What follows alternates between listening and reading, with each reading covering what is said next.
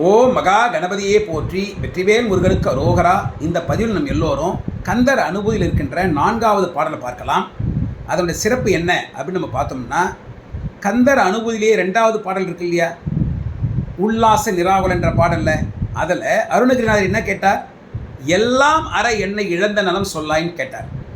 முருகன்கிட்ட, முருகா எல்லாம் அற என்னை இழந்த நலம், இறைவனுடன் இரண்டர கலந்த நலம், அனுபூதி அடைந்த நலம், அந்த வழியை முருகா எனக்கு நீங்கள் சொல்ல வேண்டும் அப்படின்னு கேட்டார்.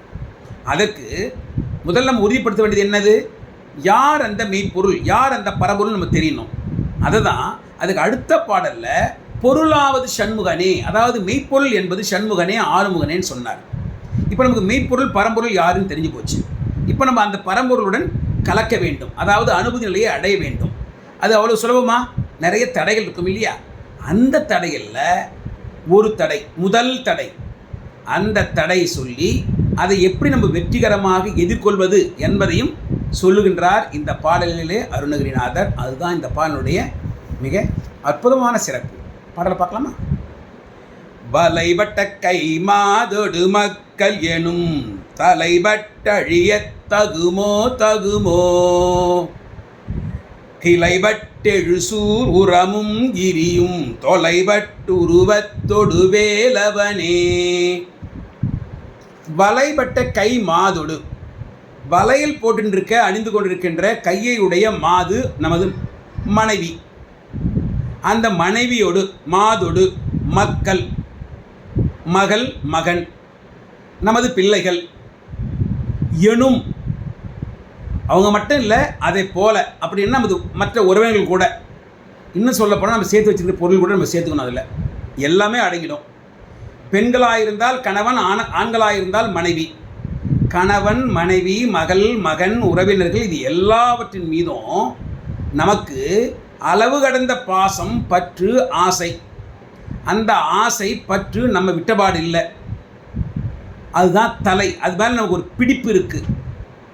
அந்த பிடிப்பு நம்ம விட்டு விலகாமல் இருக்கிறதுனால அந்த வலையில், அந்த விலங்கில் நம்ம மாட்டி சிக்கிக்கின்னு இருக்கோம். தலைபட்டு அழிய தகுமோ தகுமோ, அப்படி அதில் சிக்கி நான் அழியலாமா, அழிந்து போகலாமா, அது சரியா, தகுமோ தகுமோ முருகா, அது சரியா சரியா, சரியில்லைப்பா, தகாது தகாது, எவ்வளோ நாளைக்கு தான் நான் இந்த மாதிரி கஷ்டப்படுறது, இதுலேருந்து எனக்கு விடுதலையே இல்லையா, அந்த விடுதலை நீங்கள் எனக்கு கொஞ்சம் கொடுங்க அப்படின்னு கேட்குறார். இது என்னது? இது ஏன் நம்ம இந்த புறப்பற்று, இது பேர் புறப்பற்று, ஏன்னா புறத்தில் உள்ள உறவினர்கள் மீது நம்ம பாசம் வச்சுட்டு இருக்கோம். இந்த பற்றிலிருந்து நம்ம விலக வேண்டும்.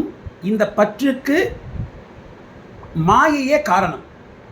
நம்ம நினச்சிட்டு இருக்கோம் இதெல்லாம் எப்பொழுதும் நிலைத்து இருக்கின்ற உறவுகள் அப்படின்னு நம்ம நினச்சிட்டு இருக்கோம். ஆகவே அந்த மாயையினால் அதில் மாட்டின்னு இருக்கோம். அந்த மாயையிலிருந்து இதுதான் முதல் தடை, நம்ம விலக வேண்டும். அப்படியும் பாசமே இருக்கக்கூடாதா அப்படின்னு கேட்டோம்னா, பாசம் வைக்கலாம். அது ஓரளவுக்கு பற்றற்ற பற்றுன்னு சொல்கிறோமே, அந்த மாதிரி இருக்கணும்.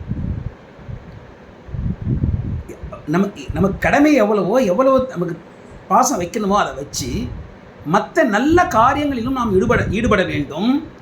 எல்லாம் நமக்கு என்னோடது என்னோடது என்னோடன்னு சொல்லாத நிலையில் நாம் நம்மை நிறுத்தி கொள்ள வேண்டும். இதற்கு முருகன் வழி சொல்வார். ஏற்கனவே வழி செய்திருக்காருல்ல, அதை நம்ம பார்க்குறோம். என்ன வழி சொல்லியிருக்கார்?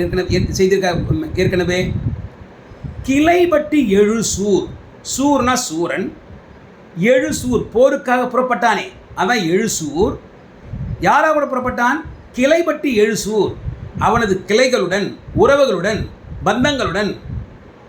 ஆமாம் இல்லை, சூரபத்மன் எப்படி வந்தான்? அவனோட தம்பிமார்களோடும் அந்த அசுரர்கள் முழு கூட்டமே வந்தது இல்லையா, அவர்களோட வந்தான் போருக்கு எழுசூர்.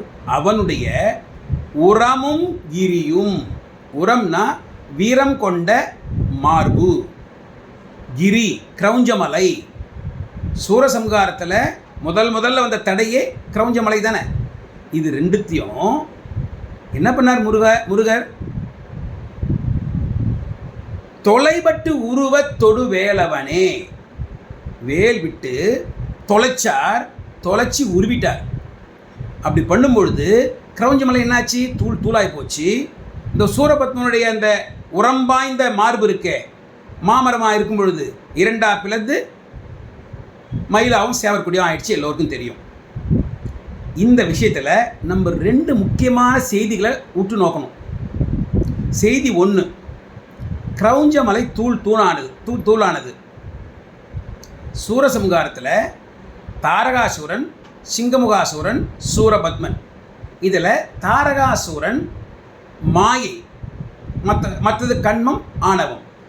மாயை தாரகாசுரனை சார்ந்தது தான் கிரௌஞ்சமலை. ஆகவே கிரௌஞ்சமலை என்பது என்ன? மாயை. வேல் போட்டு அது தொலைச்சி தூளாகிட்டார் முருகன்.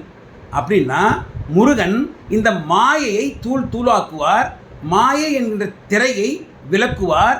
அந்த மாயையின் காரணமாக தான் நம்ம இந்த பாசப்பற்றுல மாட்டின்னு இருக்கோம், அந்த தலையில் பின்னப்பட்டிருக்கோம், விலங்குல மாட்டின்னு இருக்கோம்.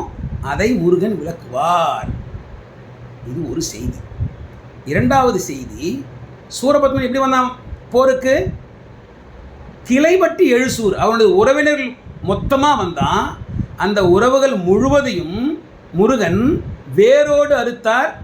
வேல் போட்டு வேலை கொண்டு தொலைச்சி வேரோடு அறுத்தார். அப்படின்னா நாம் நமது உறவுகள் மீது வைத்துக் கொண்டிருக்கிற பாசம், அதில் நம்ம மாட்டின்னு இருக்கோம். தலைப்பட்டு அழிய தகுமோன்னு சொன்னோமா இல்லையா? அந்த பாசத்திலிருந்து, அந்த பாச பிணைப்பிலிருந்து, அந்த பாச விலங்கிலிருந்து அந்த விலங்கை முருகன் அறுப்பார். எப்படி சூரபத்மனுடைய அந்த கிளையையே அறுத்தாரோ அதே போல் நாம் மாட்டிக்கொண்டிருக்கின்ற இந்த தலையை, பிடிப்பை, பாசம் என்கின்ற விலங்கை அறுப்பார். இந்த மாயையின் காரணமாக தான் நம்ம இந்த பாசத்தில் மாட்டின்னு இருக்கோம். இந்த மாயை விலக்குவார். இந்த முதல் தடை இந்த மாதிரி விலகும். முருகனை இந்த பாடல் பின்பு வணங்கும் பொழுது எப்படி சூரபத்மனை, கிரௌஞ்சமலையை தூளாக்கி சூரபத்மனுடைய கிளையே, அசுரர் கிளையே முழுவதுமாக அறுத்தாரோ அதேபோல் நம்மையும் சிறிதாக நமது திரையை விலக்கி இந்த பற்றிலிருந்து வெளிக்கொண்டு வருவார். அப்போது நமக்கு என்ன ஆகும்? சாதாரணமாகவே நம்ம இந்த பற்று என்ற நிலைக்கு செல்வோம். அதுதான் முதல் படி. அவ்வளவு சிறப்பாக வாய்ந்த பாடல் இது. மறுபடியும் பாடலை பார்க்கலாமா? வலைவட்ட கை மாதொடு மக்கள் எனும் தலைவட்டழிய தகுமோ கிளைவட்டெழுசூர் உரமும் கிரியும் தொலைவட்டுருவத்தொடு வேலவனே. வெற்றிவேல் முருகனுக்கு அரோகரா. ஓம் சரவண பவ. அவராகவும் கருத்துக்கள் இந்த கமெண்ட்ஸில் பதிவு பண்ணுங்கள். ஓம் சரவண பவ.